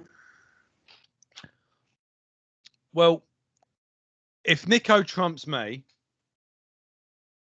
Bruce's favourite album is Killers. So fuck you. And that's why Bruce got kicked out of the band. He didn't get kicked out. He left. And they begged him to come back. Yeah. Fucking Killers. The good thing about it's the artwork. Said it. I can send you the interview. Yeah. It's all falling down a bit here, isn't it? Should we move on? Anyway, I mean, at the time, this was Maiden's longest album. And it's... Oh, we've well overtaken that, yeah. Yeah, That'll probably be the big reveal. This one's going to be like a triple album or something. Yeah, that's it. Yeah, that's why it's taken so long. We've only just finished recording it. Yeah. You know, it's an They may even do a Use Your Illusion and release 2. Yeah, well, that's what Rod wanted to do with Book of Souls, wasn't it? Really? He said, double albums are a pain in the ass. Can't you do like Guns N' Roses? And Bruce was like, no, bollocks. We're doing it this way or not doing it at all. I know Wasp did a part 1 and part 2 album. No, did they? Years back, yeah. And they, he said that it was originally meant to be a double album. And he said that record stores won't take them. He says, like, they'll take The Wall or Tommy or whatever double album that already exists, but they won't stock new double albums because they don't sell. So they had to release it part 1 1 year, part 2 the next year. I suppose that was the beauty of Maiden releasing this when they did. A double Wasp album, fucking hell. Yeah, I mean, I like Wasp, but fucking hell, that's bordering on the realms of fucking stupidity, isn't it? You know? And Jesus Christ. Yeah, I couldn't even fathom. That's what the album was about as well. Yeah. I couldn't even fathom doing a fucking is another one that's seen the light, isn't he? Blackie and Chris, Christ almighty. Yeah. But no, I mean, you know, it's imperfect. You know, Isle of Avalon and A Man Who Would Be King. It's the first time Maiden have really succumbed to long songitis where they don't really say anything. Yeah, they. And it's a shame, but it's taken all this fucking time. I mean, we've had a run of knockouts, haven't we?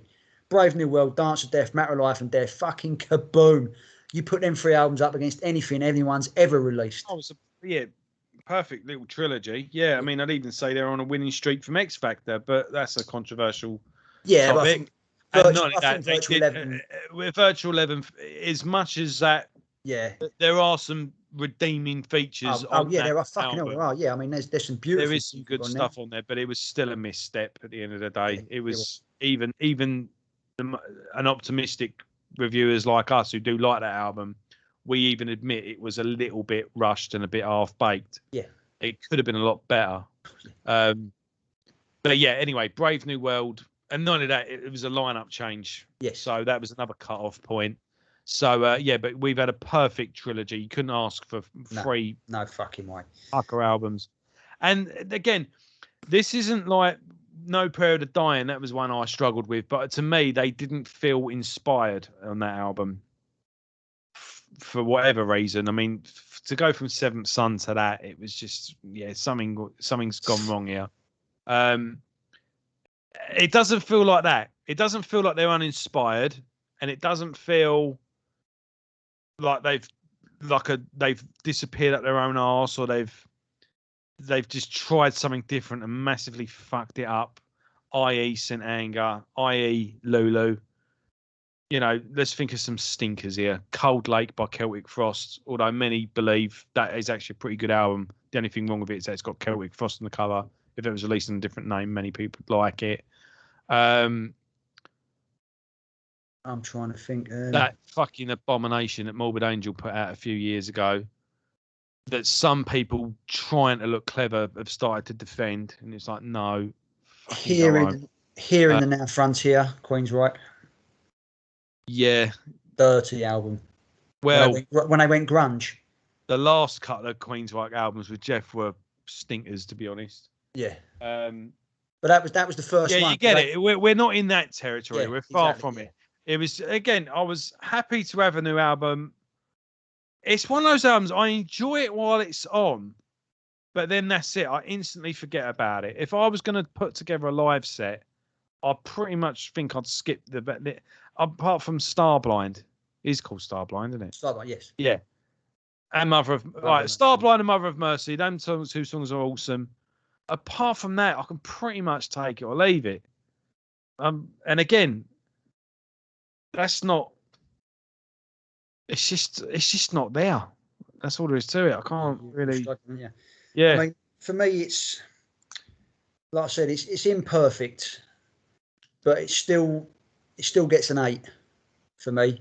But it's an 8 that's just hold itself up from a 7. It just clocks it on the chin. Yeah, it just hold itself up from a 7 because, like I say, there's some of my all-time favourite fucking Maiden songs, like Maiden music and songs and arrangements on here. Yeah. Starblind, Mother of Mercy, fucking When the Wild Wind Blows, and stuff like Final Frontier, the song, El Dorado, they're great. Coming Home's great.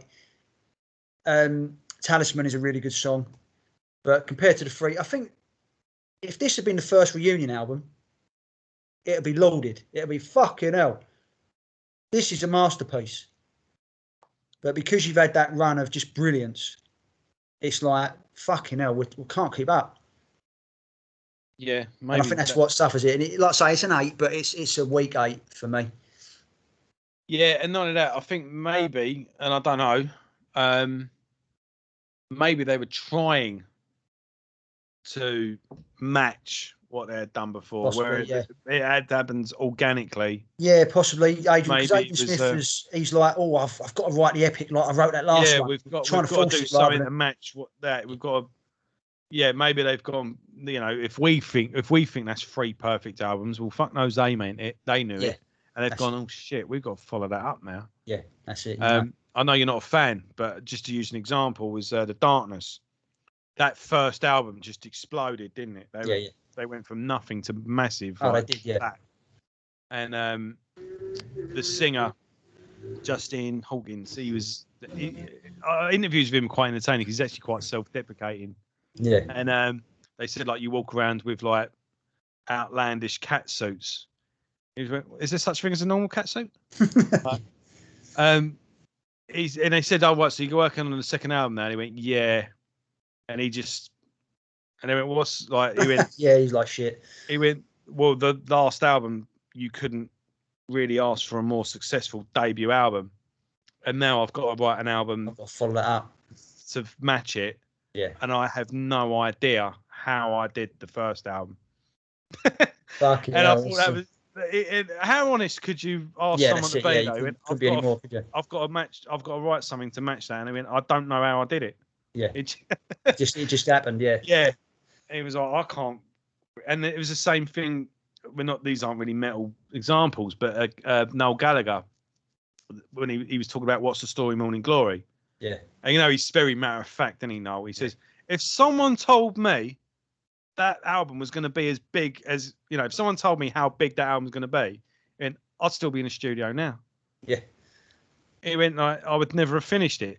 He went, you just got to do the best you can at the time, and just that's it. Yeah, just hope for the best. And that was the thing. I think he said, like, for those first 2 albums, it just went big, and then even bigger, and everyone was telling me what a genius I was. Yeah. And then I wrote that 3rd album, and I went, is this good? And they went, yeah, it's brilliant. You're a genius. He went, yeah, I am a genius, aren't I? Yeah, I'm pretty good. And then that album was complete shit. He went, and I was the last to find out. Because their last album was like famously bad. Yeah.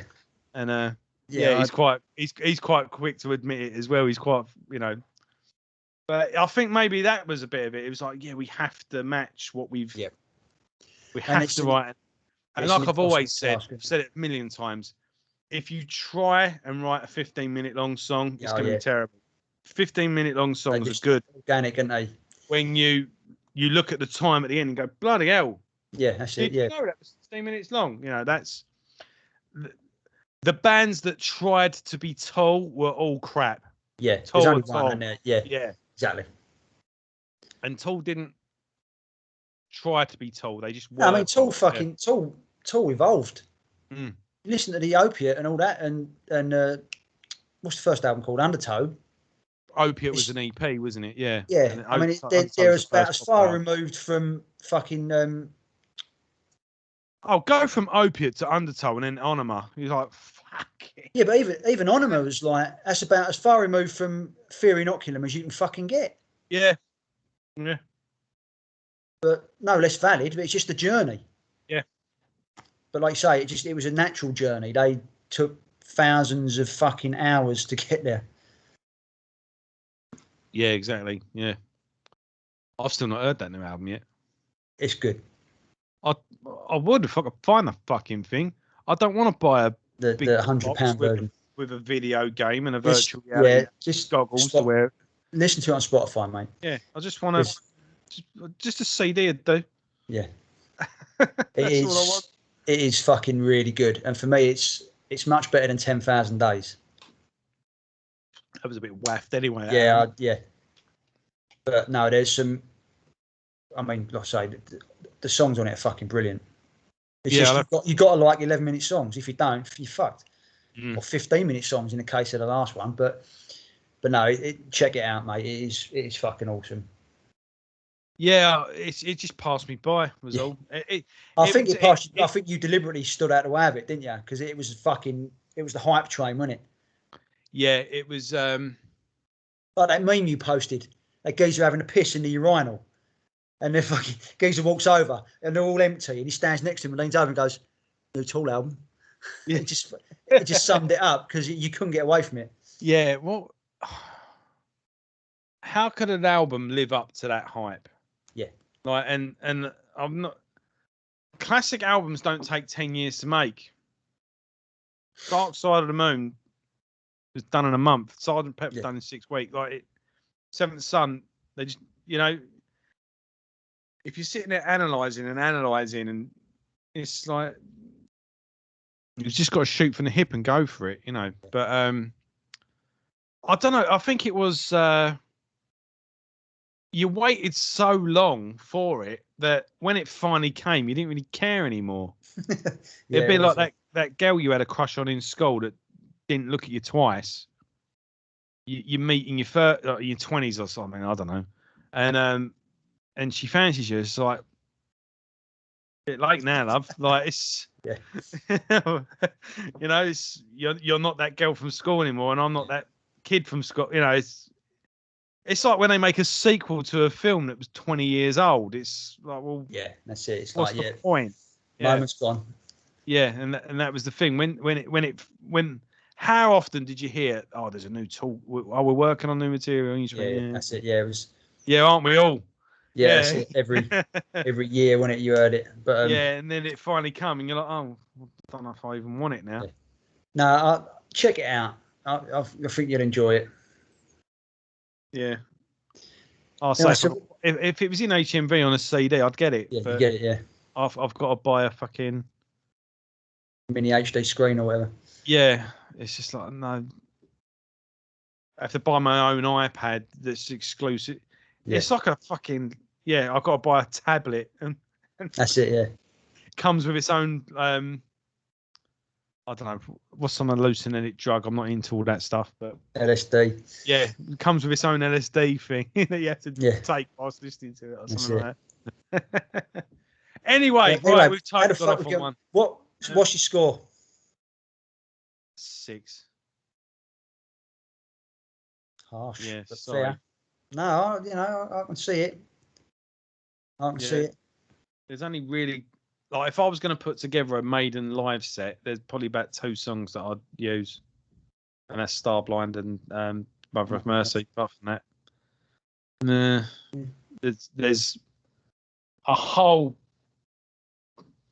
tapestry to choose from, and this one just kind of, it's just not there. I don't know what it is. Yeah.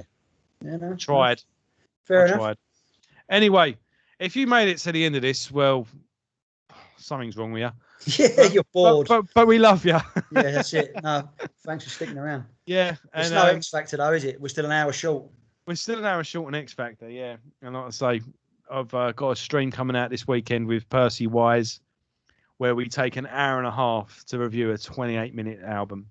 So, that's what you're here for, though. That's it. You don't know what's going to come up next, and you don't know what bollocks is going to come out of our mouths next. Banter. That's it. So, as always, thank you so much for listening. Thanks for your time, and we will be back next Friday. And what do we have next Friday? We're catching up with Blaze and all. Blaze back in his full fury. And in the words of Tom Hardy and Charles Bronson, hang on to yourself, because it's going to get fucking hairy. We're nearly as old as you are, aren't we, in episodes? It's 36 next week, isn't it? Well, thank you very much, Luke. I'll take that compliment. Yeah. Because I'm actually a bit older. Yeah, I thought you were. I'm saying I could pass for 36. We're getting there. We're getting there. That's all right. Yeah. So, I'm ever so slightly older than that now. Yeah. But thank you. And we'll have to do something after we nearly fucking ended the friendship about 10 minutes ago. Arguing over the fucking song. Fucking hell. We've argued over more. Right. Yeah, next week we're catching up with Blaze. Released on the same year, we're going to be doing Promise and Terror. And this is the... well, let's just say this is a heavy album. So, you know... I'm down as a virgin again, so I'll be looking forward to hearing it. Yeah, if you're a regular listener, you know the background, but we'll be going into that anyway. And, he digs deep on this one. So, yeah, it's going to be worth listening to. I'm looking forward to it. Cool. So, as always, take care, folks. Stay safe, stay strong, and above all, stay sane. Don't let the bastards grind you down. We'll see you all soon. Take care.